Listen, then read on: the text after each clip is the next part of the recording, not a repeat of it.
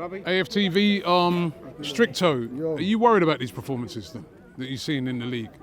Draw after draw after draw. Do you just look on it and just say, listen, man, they weren't thinking about the game tonight, they're thinking about Tuesday. And if that is the case, is that right? That everybody's just got their mind on Tuesday and not concentrating on the game ahead? I mean, first of all, the draws are frustrating, they're annoying. Particularly this game today pissed me off, I'm not going to lie. The other draws, I didn't really care, but these ones where it's like, you can clearly see the lack of professionalism. People pay their money, travel from, I mean, I've met people here coming from Australia, a man from USA, they spent their money to come here to come and watch this sort of performances. You know what I'm saying? You got to at least put it up for the fans.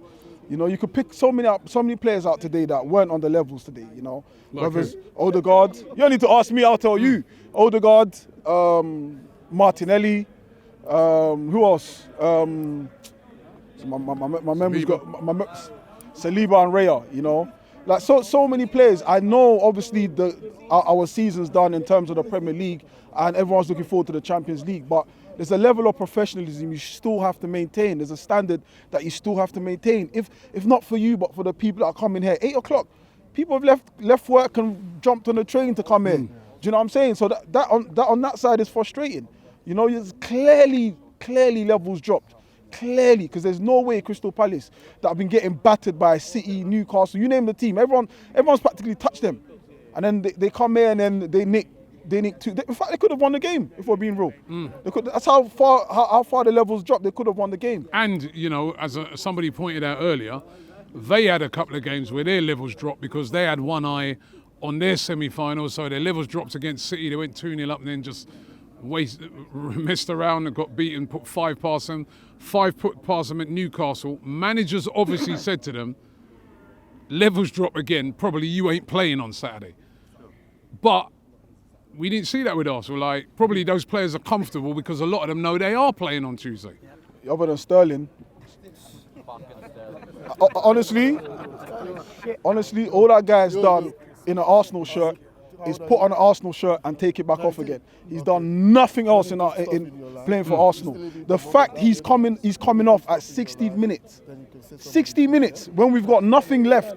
You can't even push Saka till like the 80th, 70th, 60th minute. Do you know, it got to the point where I started to feel sorry for him because there was a point where before he was taking off, the ball come across, he was already walking off knowing he was coming off. Like, listen. Belgium's there defending him, but he was poor. No, you can't defend him. He just had a, No, the guy's right. He was poor. He had a quiet game, but it doesn't mean that you can just call him by any names. Listen, these guys, do you know how many leagues he won? How old are you? But he ain't won it here, has he? No. He wants to see it won here. No, listen, what is not happening for him right now, but it doesn't mean that he's a poor player. Do you understand? No, He was a good player. Stop picking on players anyhow. No, hold it. I heard that. How's he done here? No, listen. What's he done here? Not yet, but against Ipswich, he had a good game against Ipswich. You know how? Of course he did. Of course he did. Of course he did. What Ipswich? Which one? Which Ipswich? The second goal. Which Ipswich? This Ipswich in the Premier League? No, last week Saturday. What are you talking about? Yeah. What about tonight? Well, he had a quiet game, and the whole team, it was a poor showing. What's his excuse then? No, you can't pick on individual players and start abusing them. There's nobody, right? I wanted him to succeed here, like nothing, right? I agree. I really wanted him to succeed. But the guy's right. He ain't done nothing. No, but he tonight, right? He was Listen, quiet. He had a quiet game. he's one player Yeah. that he can't afford to switch off in a game like tonight because he must be saying to himself, right, I've got to fight to try and show the manager that I am going to play. He didn't do it. Has he done that for you tonight? Well, it hasn't happened for him yet. Do you understand? It's a shame. And tonight, obviously, he did have a quiet game, but it doesn't mean that he's a poor player. Do you understand? That's the point I was trying to make. I'm sorry, No, but stop using the word shit, please. Uncle, I respect you highly, but let's be honest. I'm not your uncle, but behave yourself. He's on your case now. Let's be honest. Let's be honest. Like, I've not just dug out Sterling today. There's a couple of players that I've dug out, but Yeah, like it weren't just him, but like you said, if there's any player that has more to prove than anyone, is him. If not for Arsenal, at least for your Chelsea career, because you're not staying at Arsenal, so you've got to at least start building your future for your next path. Do you know what I'm saying? Anytime you step for Arsenal, you've got to step up your level. You're one of the senior players. We're so lucky now. We've got players like Nwaneri, we've got players like Miles Lewis-Skelly. They're looking up to you. You're the ones they look up to. Saka looks up to you because you're even older than Saka. So at this point, it's like, listen, if you can't get it done, then I don't want to see him in an Arsenal shirt. Because I'm sorry, you're standing on someone's future right now. There's other people that could come and fill in and do what they need to do. I mean, you've got 60 minutes today of absolute nothing. Absolute nothing. Just listen up. Listen, I don't want to go in before Belgium starts slapping my head again, but for me, you have to admit he's been poor. He has been poor. No, I'm done with it. I know that he had a quiet game. I know that he had a quiet game tonight.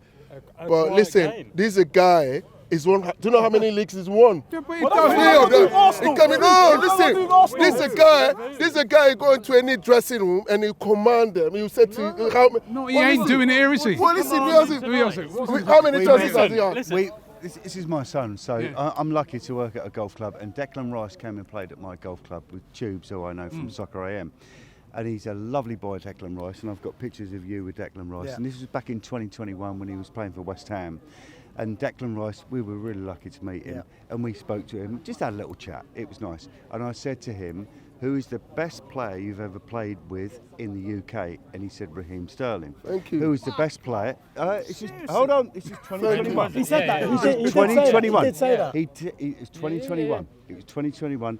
And then we asked him who was the best player he played against rest of the world. Eden Hazard and Cristiano Ronaldo. He did, because I think he played for Ireland or at one point. And he played against Portugal and all that. Yeah, exactly. But he said Raheem Sterling was the best player he'd ever played with. What year was that though? 2021. Like back then. Just after. Now it's 2025 now. 2021. Is he past it then? Yes, Why? I really hope. I kind of agree with you, but I really hope he isn't. I really want him to succeed. I'd love him to score a couple of goals because I really love him. But it's not just quite happened. That's all I'm going to say. Listen, and I'm glad he said 2021. How many years ago was that? 4 years. 4 years ago. What has he done for us since? Like, when Sterling signed, everyone was excited. Everyone wanted him to succeed. Every single person. But it's the usual story of buying players or getting players from Chelsea who come in and stink up the gaff. He's just added to the list of players, whether it's Peter Cech, whether it's William Gallas, whether it's David Luiz, you name it, they all come in and stink up the gaff. And unfortunately, I wanted him to not be in that list of players. But unfortunately, he might even be top of that list. He might actually be one of the worst Chelsea players that's ever played there. Let's be real. And listen, I want him to succeed. I'm not trying to dig him out, but you're asking me my opinion. I'll tell you. Odegaard as well. Odegaard, he's having a stinker. Odegaard. It just seems like there's nothing he can do that comes off. You know, the only sort of successful pass I've seen Odegaard do in the last couple games was when he passed the ball to Saka to take a penalty at the Bernabeu. That's it. Nothing else. And it's sad because we're coming to this business end of the season. We need all our players to be on, especially the experienced players, to be on top form. And it's just not working out. And I don't know what it's going to take. Right. Whether or not we need to start signing players to put them under pressure, I don't know. But it can't go on because we seem to be getting the same consistent players. Partey, for example. Partey's been Belgium's going to like. They ain't going to say nothing about that because Partey's he's. Well, but you know what? Partey's his guy. Partey's his guy. Listen, I'm giving someone praise. Partey's been excellent. Excellent, but we can't keep having it being Partey and Rice all the time. Someone else has got to step up. And listen, it's a nothing game, but it was frustrating because we had a chance to win today. Listen, we're not going to win the league, but I want us to at least finish as high up the table as you can. Do you know what I'm saying? Reputation-wise, aesthetically looks better. You know what I'm saying? Listen, you don't get a trophy for finishing second, but if you can't finish first, finish as high as you can get. You know what I'm saying?